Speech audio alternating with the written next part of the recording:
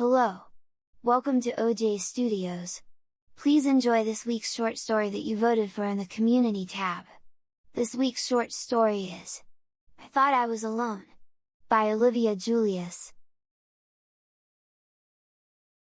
I Thought I Was Alone, by Stephen. I could hear my mom yell out before I heard the front door and screen door open, and slam shut. I looked up from the reading assignment that I had been given as homework and slowly closed the book. Cautiously I looked outside my bedroom window, careful not to be seen by my mother if she happens to look up at my bedroom window. I felt silly hiding behind my curtain, keeping myself out of view, but I had to make sure she didn't see me. From this perspective I could see my mom as she walked off the front porch and onto the driveway. She had her cell phone's headset in her ear, and she was talking loud enough for me to hear her side of the conversation with my grandma. "Just leave!" I whispered quietly with a little urgency in my voice, even though I knew that Mom couldn't hear me. Mom was walking painstakingly slow as she rounded her car, opened the driver's door and slowly got into her Hyundai. She looked around for a quick second like she was trying to figure out if she forgot something. I held my breath as I hoped that she wouldn't come back in, that she wouldn't want to come back inside and cancel her girls' night with her friends. "Go Mom!" I whispered a little more loudly and urgently. Mom slowly got into her car and closed the door. She started the engine and pretty soon the car slowly backed out of the parking lot and went on the country road right in front of our house. I felt relieved as I watched the dust cloud rise up from her tires as she drove down the country road. I watched the dust cloud disappear as Mom took the Blacktop County Highway. "Finally!" I said to myself, pushing myself from the window frame and getting to my feet. Even though I knew I was alone, I still tiptoed out of my room, and down the hall. I looked around and listened for any sign that I wasn't alone in my family's large home. "Jess?" I whispered, saying my sister's name even though I know that she is over at her best friend's house for a sleepover. "Mom?" I whispered, even though I knew that if she had decided to turn around and come back, I would definitely hear her car on the rocky country road. Almost joyful that I finally have the place to myself, and I would have it practically overnight if my mother's girls' night with her friends holds out. A little bit of me stayed cautious though. Since Mom got the big promotion at work, she has been working from home as she manages her employees from her home office. I walked to the bathroom that Jess and I shared. In my hands was a set of boy clothes for me, even though they had just been washed by my mother the day before I threw them into the dirty clothes bin. Checking off doing that in my brain, I quickly went back into the hall. I slowly opened up my sister's room door as I peered in. Everything was just as Jess had it before she left. I slowly walked inside and closed the door behind me. Using the slowly fading sun as my only light source, I looked around the room. I knew if I turned on the light in here that you could also see the light on from the outside of the house. Even though I knew that my sister and my mom were both gone, and no one would even notice that a light was coming from one of the windows, I still stayed paranoid to myself that I just left it off. Unlike my room just down the hall, Jess's room was large and girly. Her room had been the master bedroom back when Mom bought the place, but when Mom added the new addition to the house that included a new master bedroom, Jess was quick to grab this room. It's not fair that Mom just decided to let her have the room without my input. So now I'm stuck living in the small bedroom. I tiptoed in. I only had one objective. Get in, grab what I needed, and get out, making sure that my sister couldn't tell that I had been in her room. The smell of my sister's perfume greeted me as I walked in. I closed the door softly and stood there alone in my sister's overly girly room. The walls of her room are a light pink. Something that Jess now hates because it's now way too girly for her now that she's a teenager. Some of her clothes were laying on the floor of her room. Just some tops, a few pairs of jeans, and some underwear. My sister wasn't the tidiest person in the world. I walked over to her walk-in closet and slowly opened the door to find her clothes lining the walls of the closet. I slowly got into the closet, put my finger on the light switch and shut the door before turning on the closet light. I was the only light that I permitted while doing this, since you can't see the light on from outside. On one side of the closet was two dressers. Previously expeditions in here have taught me where everything is inside of those dressers.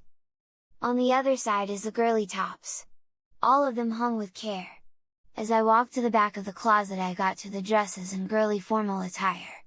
In the top of the clothes rack was Jess's shoe collection and her old barely used handbags.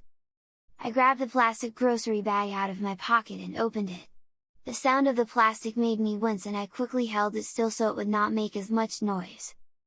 I walked to the first dresser, opened the top drawer and looked inside of it. On one side of the drawer is dozens of panties all rolled up and ready for Jess to wear. On the other side is her bras, each one of them lay there with the cups up. Most were plain in color and some of them had patterns on them. I picked out one that had pink and purple zebra strips on it and quickly put it into the bag. I slowly closed the drawer and opened the one below it. Inside was Jess's sock drawer. All of them were black. That was because of the dress code at school required everyone to have black socks and black shoes. But with a little luck I did find a pair of white ankle-length socks in there. Inside another drawer was shorts and skirts. I ignored the shorts and ruffled flower patterned skirts and went for one of the blue jean skirts. I picked it up and put it in the bag. Knowing that the skirt might be a little too big for me, I found a black belt that would look great with it and put it in my bag also. I turned around to where her tops were. I pulled back some of the tops and finally settled on purple top with short cap sleeves. Noting that the top would show off too much of my chest and possibly the bra if I wore it, I decided to go into another drawer and pull out a white spaghetti strap camisole. I then grabbed a pair of white and pink shoes from the top shelf and put them in there. Satisfied that everything I need was in the bag, I slowly made my way back to the closet door. I turned off the light and after looking around in the darkness for a quick moment I slowly opened the door and stepped out, careful that I shut the door as softly as I could, even though I knew that the only one that was going to hear the door close was me. I opened my sister's room door and slowly got out of it. I looked around it, double checking that everything was the same way that she had left it before going to her friend's house. Satisfied, I slowly shut the door closed. I let out a deep breath as I looked around the still quiet house. The hallway light wasn't on, and so the only light in the hall came from my room and the light from the living room that Mom must have not shut off downstairs. I grabbed the bag of stolen goods in my hand tightly as I walked back to my room. I set the stuff on my bed and slowly walked to my window and rechecked that my mom's car was in fact still gone.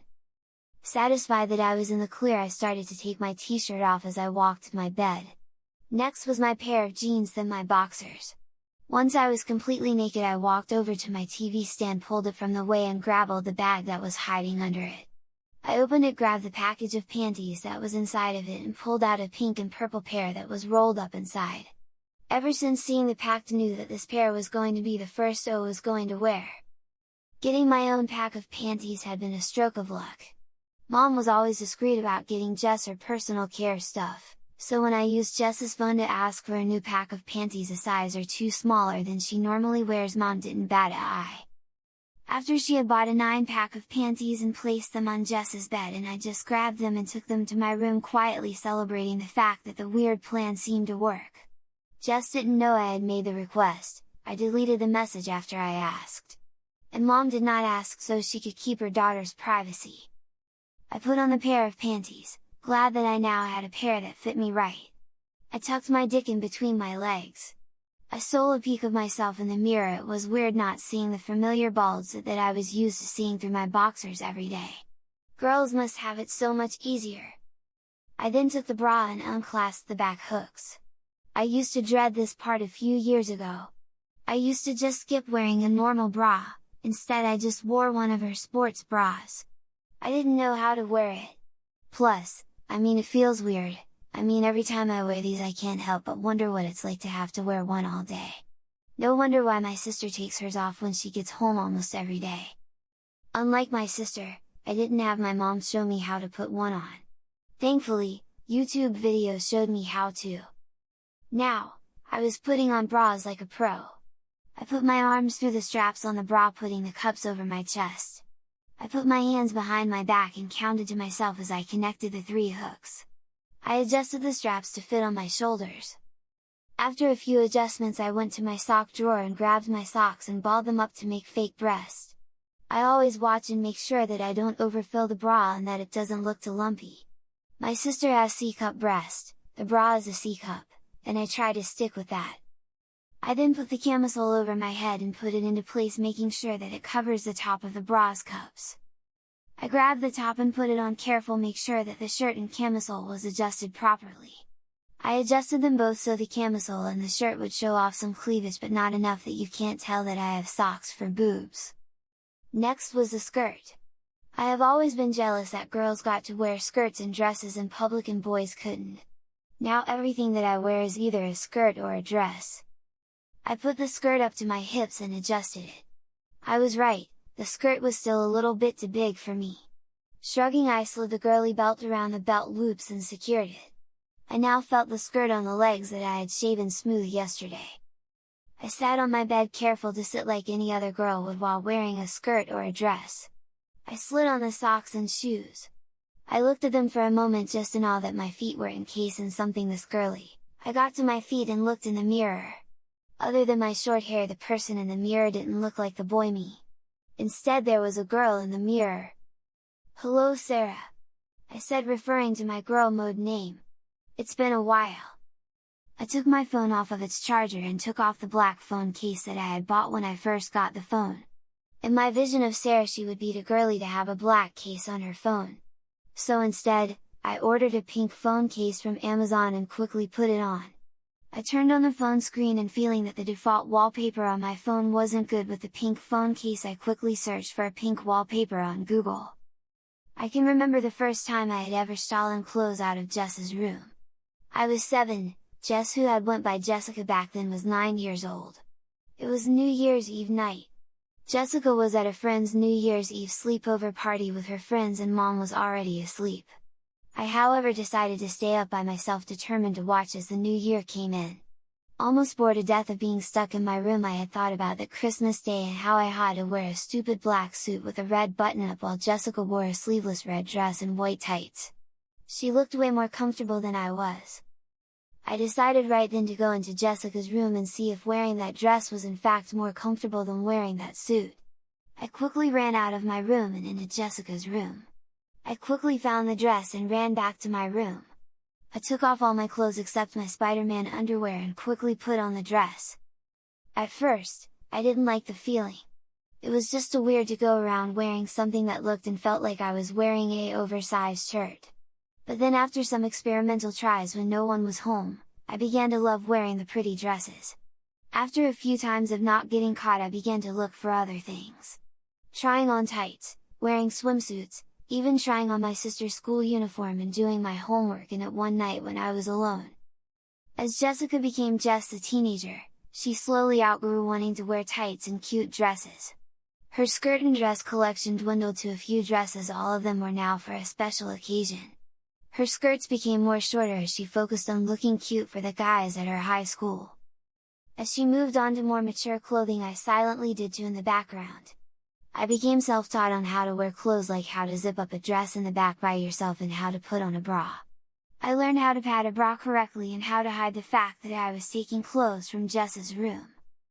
I snapped myself out of my thoughts as I stepped a cautious step outside my door. I looked around, still nothing was happening in the house. There was no Jess and there was no Mom to worry about. I took a deep breath and headed back to the bathroom. I rechecked that my boy clothes were still in the dirty laundry hamper. I did this because if Mom or Jess come home and I can't make it back to my room to change, I can always come in here and change into these clothes. Thus, hiding the fact that I was ever wearing Jess's clothes. I walked downstairs, I turned the corner to the basement door and made sure that my emergency clothes were by the steps just like I had left them months ago. Satisfied, I walked over to the door that led to the back porch. I opened it, took a deep breath and walked outside. The weather outside was a little cold for a September night. A storm front was coming in and rain was sure to follow. I stepped outside and shut the door behind me. I walked out to the backyard, squinting hard to see the small lake that was about 100 yards away. It was a new goal I started. Every time that I was in girl mode, I forced myself to go outside, walk to the lake, and walk back without chickening out. I calmly walked to the lake. The wind from the storm front brushed my shaved legs and made the skirt ripple a little. I thought about how I chose this denim skirt over the more flowy floral skirts in Jess's closet. If I had been wearing one of those, I would be fighting to keep the skirt modestly around me. I got to the water, I looked down at its dark surface. I could hear the water as it hit the rocks that lined the lake. In the summer Jess and I would have friends over to play in this lake. She would invite her friends over and I would invite my friends. All of my friends would want to play in the water, dunk each other's heads under and try to see who can do the best cannonball off of the docks. While Jess's friends would all relax by the side of the lake. All of them would be wearing bikinis and all of them would be soaking up the sun trying to get the best suntan they could. Sometimes I wish I could join them and not have to act like such a guy all the time. One day while both Jess and Mom were out, I tried it. I put on one of Jess's old bikinis and walked out here and sat in the sun just relaxing. But when I came back and I realized that I had forgotten that laying out in the sun was going to give me the worst tan lines. For the next few weeks I wore a shirt whenever I swam so I could hide the bikini top tan lines. Another time I came out here wearing Jess's old purple one-piece swimsuit. I had dared myself to try one out and swim to the little man-made island in the middle of the lake. I swam to the island, sat on it for a bit looking back to my house, when I spotted my mom's car coming down the country road. Panicked, I quickly swam back to lake's edge, grabbed my swim trunks and dunked myself underwater. As I swam underwater I quickly kicked off the one-piece, made sure it was stuck under a rock and slid on my trunks before even taking a breath. That narrow escape is why I put emergency outfit all over the house. No telling when I will have to change out of Jess's clothes in a hurry. Coming back to reality, I slowly turned from the water and walked back to the house. The first drops of rain were starting to fall and I wished I had brought one of Jess's jackets with me. On the horizon I could see flashes of lightning as the storm started to move in. I opened the door and went inside. Before closing it though, I looked outside and admired how I have become so brave since I started doing this. I went into the living room and turned on the TV as I went to our movie shelf. Since I was in girl mode, I felt the need to watch something girly. I finally picked High School Musical and sat down and watched. The movements of how I moved in the skirt almost felt natural. I wish that I could stay wearing this. To be honest with you, I wish that I could be able to sit on this couch watching this movie and not fear what Jess would say, or what Mom would say. I can almost imagine it. I would be sitting here and Jess would walk through the door and just say hi sis like it was no big deal. Mom would probably come home and ask how her two girls were. Instead of talking about Jess and Steven, Mom could talk about Jess and Sarah, her two favorite daughters. The movie ended and I quickly got up and took the DVD out of the DVD player and put it back on the shelf where I had found it. I thought about putting the second High School movie on when I heard the sound that made my blood run cold. Steven? I turned around quickly and my heart sank. There on the stairs was Jess. It was too late to get my emergency clothes from the basement, too late to go upstairs and hide from her. Jess was right there, right in my line of sight, right there seeing me wearing her clothes. "What are you doing?" she asked, surprisingly calm. I said, fidgeting with my hands, wishing that I could be anywhere but here. "When did you get home?" I asked. 2 hours ago. She replied. I realized that she must have come home while I was outside by the lake. Emmy's father broke his leg tripping on their dog, so Emmy is at the hospital with her dad. I just decided to walk back home. But the big question is, why are you wearing my clothes? I looked down at the clothes. They were still on me. Only then did I realize that I was standing with my hands on my hips, a very girly move. I stammered, unable to think of an excuse of why I would be wearing her clothes. Jess came down the stairs and walked to me. She eyed me up and down as she went. "You know, Steven, with a wig and makeup you would make a pretty cute girl." She turned me around so she could see all around me. I could feel her gently grabbing the back of the bra. I could tell that she was moving her fingers around the hooks to see if I had hooked them all. "This isn't your first time, is it?" she asked finally. "No, it's not," I admitted. She looked at me and smirked. "Don't worry, little sis. I won't tell Mom." Jess walked up the stairs and stopped about halfway to look down on me. My mind was reeling from what was going on, and then I focused on two things. Jess promising that she won't tell our mom, and that Jess called me her little sis. In my head I imagined her saying that to me, but hearing her say it now made me a little scared. What was she going to do now that she knew that I had been stealing her clothes? "So what are you waiting for, little sis?" she asked. "Let's get some makeup on you and see how pretty you really are." I stayed where I was for a second and then saw Jess smiling down to me. I felt reassured that she wasn't mad and that she wasn't going to tell Mom. I smiled a little and started up the stairs following Jess to her room.